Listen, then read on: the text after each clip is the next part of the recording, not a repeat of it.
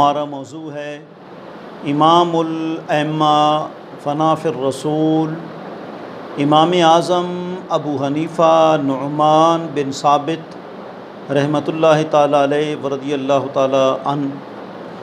آپ کے جو پند و نصائح ہیں، قیمتی ملفوظات ہیں جو آپ نے قاضی القضات یعنی جسٹس امام ابو یوسف یعقوب بن ابراہیم رحمۃ اللہ تعالیٰ علیہ کو اس وقت ارشاد فرمائے جب وہ رشد و ہدایت کی عمر کو پہنچ چکے، وہ آپ کی خدمت میں تمام مدارس، یونیورسٹیز، کالجز کے طلباء اور کی خدمت میں وہ ملفوظات پیش کرنے ہیں، اور پھر بالخصوص آخر میں آپ نے اپنے لخت جگر آپ کے جو صاحبزادے تھے حضرت حماد بن ابی حنیفہ رحمۃ اللہ تعالیٰ علیہ، ان کو جو آپ نے خصوصی نصیحتیں فرمائی تھیں وہ بھی انشاءاللہ العزیز بیان کرنی ہیں۔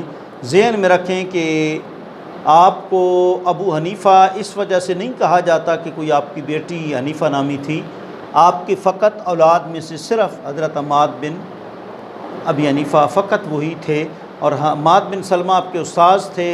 استاذ کے نام پر اپنے جگر گوشہ کا نام امام اعظم ابو حنیفہ رحمۃ اللہ تعالیٰ علیہ نے منتخب فرمایا۔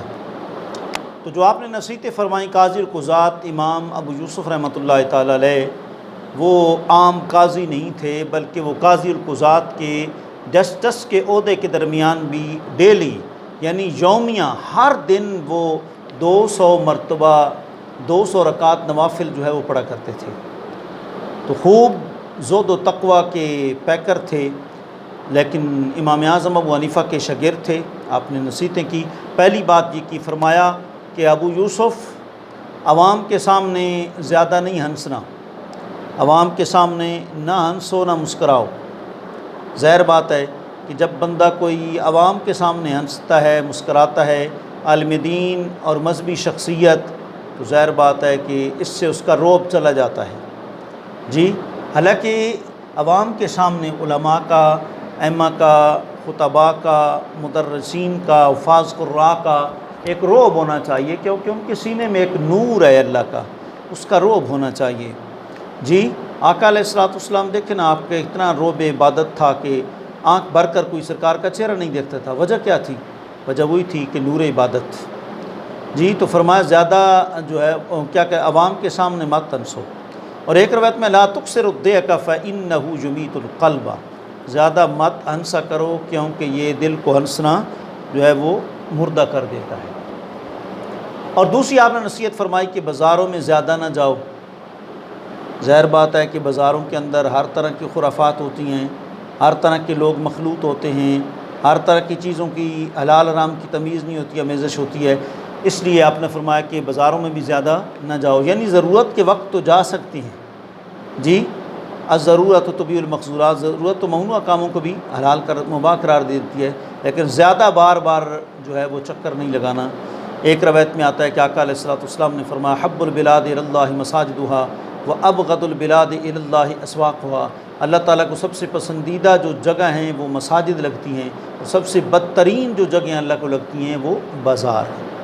جی، لہٰذا بازاروں میں بھی نہ جاؤ۔ آپ نے فرمایا جو قریب البلوغ ہو اس سے بات نہ کرو، کیونکہ یہ لوگ فتنہ ہیں، بالغ ہونے کے جو قریب پہنچے۔ اس لیے امام احمد بن حنبل رحمۃ اللہ تعالیٰ علیہ چھوٹے بچوں کو جو امرد ہوتے تھے، جن کی ابھی داڑھی نہیں آئی ہوتی تھی، ان کو دور حدیث کی کلاس میں داخلہ نہیں دیا کرتے تھے۔ جی، تو آپ نے فرمایا یہ فتنے، ہاں جو بالکل معصوم بچے ہیں ان کو بوسہ دینا، گناہوں سے پاک ہوتے ہیں ان کو اٹھانا، ان سے انس کرنا، اس میں کوئی حرج نہیں ہے۔ اور آپ نے فرمایا کہ راستوں میں مت بیٹھنا، حدیث میں بھی آئی یاکم الطرق، حضور میں راستوں میں مت بیٹھو۔ اگر تمہیں گھر کے علاوہ کہیں بیٹھنے کی ضرورت ہی پڑے تو پھر مسجد میں بیٹھو۔ حدیث پاک میں آتا ہے کہ مسجد جو بندہ بیٹھتا ہے ایک نماز کے بعد دوسری نماز کی انتظار کرتا ہے، اللہ قیامت والے دن اسے سایہ عرش کے نیچے جو ہے وہ جگہ عطا فرماتا ہے۔ اور پانچویں آپ نے نصیحت فرمائی دکانوں پر مت بیٹھنا۔ جو تاجر لوگ ہیں بازار میں بلا ضرورت، جی، ان کے پاس مت بیٹھنا۔ اب تو لوگ ہمارے علماء جو ہیں وہ بازاروں میں جا کر دکانداروں سے گپیں شپیں مارتے ہیں، بیٹھتے ہیں، دنیا کمانے کے لیے جو ہے وہ دنیا داروں کے دروازوں پر جاتے ہیں، آپ نے فرمایا ایسا مت کرنا۔ اور آپ نے چھٹی نصیحت فرمائی کہ بازاروں میں اور مستوں میں مت کھانا۔ آج کل تو ہمارے بھائی ہوٹل پہ کھانا بڑا پسند کرتے ہیں، آپ نے فرمایا بازاروں میں کھانا نہیں کھانا اور مستوں میں بھی کھانا نہیں کھانا، یعنی مسجد میں بوقت ضرورت ہے نا کہ معتکف بندہ وہ مسجد میں کھانا کھائے، یہ تو نہیں کہ ہر بندہ ادھر مسجد میں کھانا کھاتا رہے، تو مسجد میں بھی آپ نے فرمایا کہ مت کھانا کرنا۔ اور آپ نے 7ویں نصیحت کی کہ جو ہے دباج کے کپڑے، ریشم کے کپڑے اور زیور اور طرح طرح کی چیزیں استعمال نہ کرنا، کیونکہ ان چیزوں کے استعمال سے تم متکبر بن جاؤ گے۔ آج بھی دیکھیں کہ اس قسم کی چیزیں جو لوگ استعمال کرتے ہیں اپنے آپ کو بہت بڑا سمجھتے ہیں، آج ہی ان کے ساری ان کے زندگی سے نکل جاتی ہے۔ اور ایک اور اہم نصیحت ہے ہمارے طالب علموں کے لیے، کئی طالب علم دوران تعلیم شادی کر لیتے ہیں۔ امام صاحب نے فرمایا پہلے علم طلب کرو، سب سے پہلے علم حاصل کرو، علم کے بعد دوسرے نمبر پر حلال روزی کماؤ، اور پھر تیسرے نمبر پر جو ہے وہ شادی کرو۔ ایسا کیوں؟ یہ ترتیب امام اعظم نے کیوں رکھی؟ آپ نے فرمایا کہ تحصیل علم کے زمانے میں مال طلب کرنے میں لگ جاؤ گے تو طلب علم سے عاجز ہو جاؤ گے، اگر دوران تعلیم مال کمائی میں لگ جاؤ گے تو علم سے، جیسے آج کل کئی طالب علم مسجدیں رکھ لیتے ہیں، کاروبار شروع کر دیتے ہیں، پھر وہ علم سے محروم ہو جاتے ہیں۔ اور فرمایا کہ مال تم کو لونڈی غلام خریدنے کی دعوت دے گا، ظاہر ہے جب مال کماؤ گے تو پھر لونڈیاں خریدو گے، غلام خریدو گے اور دنیا میں لگ جاؤ گے۔ اور دوسری بات آپ نے فرمائی کہ اس سے بھی پرہیز کرو کہ تحصیل علم سے پہلے جو ہے وہ شادی کرو۔ جی اگر تم ایسا کرو گے تمہارا وقت ضائع ہو جائے گا اور بچوں کی جو ساری ذمہ داریاں جمع ہو جائیں گی، اہل و عیال کی کثرت ہوگی، لہٰذا تم ان کی حاجتوں کے پورا کرنے میں لگ جاؤ گے اور علم اور مال دونوں سے رہ جاؤ گے، لہٰذا طالب علمی دور میں یہ کام نہ کریں۔ اور آپ نے فرمایا کہ ایسے وقت علم حاصل کرنے میں مشغول ہونا ہے جب تمہاری جوانی کا ابتدائی دور ہو اور تم بالکل فارغ ہو، بالکل طالب علم فارغ ہو، پھر علم حاصل کر سکتا ہے، اس کو ادھر ادھر کاموں پہ لگا جائے پھر وہ علم حاصل نہیں کر سکتا۔ اور آپ نے فرمایا تم اللہ سے ڈرنے کو اور امانت دار کرنے کو اور تمام خواص کی جو خیر خواہی ہے، بھلا چاہنے کو جو ہے وہ لازم پکڑو، کیونکہ دین خیرخواہی کا نام ہے مسلمانوں کے لیے، سب کے لیے۔ اور علم کا جذبہ دیتے ہوئے، ترغیب دیتے ہوئے امام اعظم ابو حنیفہ رحمۃ اللہ تعالیٰ علیہ نے نصیحت کی۔ آپ نے فرمایا کہ ابو یوسف 10 سال بھی اگر تمہیں بغیر کسب اور معاش کے رہنا پڑے، بغیر خوراک کے رہنا پڑے، تب بھی علم سے منہ نہیں پھیرنا۔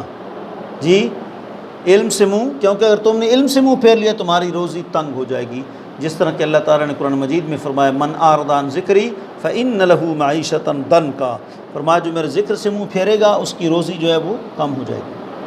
اور آپ نے فرمایا کہ حق بات کرتے وقت کسی کی جاؤ حشمت کی پرواہ نہ کرنا، اگرچہ بادشاہ ہو، بادشاہ بھی ہو، حق بات کرنی ہے، الحق کو مرن، حق کڑوا ہوتا ہے، اور الحق کو یالو ولا یولا، حق ہمیشہ غالب بھی رہتا ہے، وہاں بھی حق بات کر دینی۔ اور ایک روایت میں آتا ہے الساکت عن الحق شیطان اخرس، فرمایا حق بات جب کرنی ہو، کرنے کے وقت اور بندہ خاموش ہو جائے، سرکار فرماتے ہیں وہ گنگا شیطان ہے، وہ گنگا شیطان۔ اور آپ نے 13ویں نصیحت کی کہ زیادہ نہ ہنسو کیونکہ یہ دل کو مردہ کر دیتا ہے، بندہ جتنا زیادہ ہنستا ہے دل غافل ہو جاتا ہے، دل مردہ ہو جاتا ہے۔ ہاں خوش طبعی کرنا، کبھی کبھار مسکرانا سرکار کی سنت ہے، اس میں کوئی حرج، کوئی بغیر بات نہیں۔ اور آپ نے 14ویں نصیحت کی کہ اپنے کاموں میں سکون اور اطمینان اختیار کرنا اور اپنے کاموں میں جلدی مت کرنا، کیونکہ العجلۃ من الشیطان، جلدی جو شیطان کی طرف سے آتی ہے، اور آہستہ آہستہ کرنا کام رحمان کی سنت ہے۔ وَهُوَ الَّذِي خَلَقَ السَّمَاوَاتِ وَالْأَرْضَ فِي 6 أَيَّامٍ، اس رب نے زمین اور آسمان کو 6 دنوں میں پیدا کیا۔ حالانکہ انما امرہ اذا اراد شیئا ان یقول له کن فیکون، اگر وہ چاہتا کن کہتا تو سب کچھ ہو جاتا ہے۔ وہ لوگوں کو تعلیم دینے کے لیے کہ پر اطمینان طریقے سے آہستہ آہستہ جو ہے وہ کام کرو۔ اور 15ویں نصیحت کی کہ جب تم گفتگو کرو تو چیخ و پکار نہ کرو، اپنی آواز بلند نہ کرو۔ آج کل کے مقررین تو طرح طرح کی چیخ و پکار کرتے ہیں، آوازیں بلند کرتے ہیں۔ اور فرمایا کہ لوگوں کے درمیان رہتے ہوئے زیادہ ذکر کیا کرو، لوگوں کو ذکر جو ہے وہ اللہ کا سکھایا کرو۔ اور 17واں فرمایا اپنے نفس کی نگرانی کرو، تاکہ گناہوں اور فضول کاموں سے بچ سکے۔ وما ابرئ نفسی ان النفس لامارۃ بالسوء الا ما رحم ربی، اپنے نفس کو گناہوں سے بچانا اللہ کے فضل سے ہوتا ہے۔ اور فرمایا موت کی بہت زیادہ یاد کرو، حدیث میں بھی ہے نا اکثر ذکر حازم اللذات، لذتوں کو کاٹ دینے والی چیز کو زیادہ یاد کیا کرو، یعنی موت کو کثرت کے ساتھ۔ اور سب لوگوں کے لیے دعا کرو جن سے تم نے دین حاصل کیا ہے، یعنی جو تمہارے اساتذہ ہیں ان کے لیے خصوصی نماز کے بعد دعا کرو، ان کو یاد کرو۔ آج کل کو طالب علم تو ویسے وہ استاد سمتا ہی نہیں ہے۔ ہمارے استاد محترم شرف ملت رحمۃ فرماتے تھے شاگردی زمانہ کتاب جوں درمیانہ، کتاب در بغل شد بیگانہ۔ فرمایا آج کل کا طالب علم تو اس وقت تک شاگرد ہوتا ہے جب تک کہ کتاب آگے پڑھی ہوئی ہے، استاد سے پوچھتا سمتا ہے، جب کتاب بند ہو کے بغل کے نیچے ڈالتا ہے پھر بیگانہ ہو جاتا ہے۔ اور آپ نے فرمایا 19ویں نصیحت، ہمیشہ قرآن مجید کی تلاوت کرتے رہو۔ یہی حضور غوث پاک نے فتح الربانی میں فرمایا 3 چیزیں ہیں، کثرت سے موت کو یاد کرو، زیادہ سے زیادہ تلاوت قرآن کرو، صالحین کی صحبت اختیار کرو۔ یہ تمہیں 3 چیزیں مل گئی نا، تمہاری زندگی کامیاب زندگی ہے۔ اور امام اعظم ابو حنیفہ خود بھی اس پر عامل تھے، 61 ختم تو ماہ رمضان میں ختم کیا کرتے تھے۔ اور فرمایا مؤذن جب اذان دے جائے تو عوام سے پہلے مسجد میں پہنچو تاکہ عوام تم سے نیکیوں میں آگے نہ گزر جائے۔ اور 21ویں نصیحت فرمائی تمام حالات میں سفید کپڑے پہنو۔ اور ایک روایت میں بھی ہے کہ سرکار نے فرمایا سفید کپڑے پہنو جی، کیونکہ یہ تمہیں تمہارا کفن یاد دلائے گا، کفن بھی پاکیزہ ہوتا ہے، سفید ہوتا ہے۔ اور فرمایا کہ جب تم راستہ چلو تو دائیں بائیں نہ دیکھو بلکہ ہمیشہ زمین کی طرف نظر کرو، ادھر ادھر نہ دیکھو، نیچے نظر کر کے زمین کو دیکھو۔ اور 23ویں نصیحت آپ نے فرمائی آخری، عوامی تفریح گاہوں میں مت جانا۔ عوامی جو سیرگاہ ہیں خواص وہاں نہ جائیں، ان کا ایک رعب، دبدبہ، عزت، تقدس پامال ہوگا۔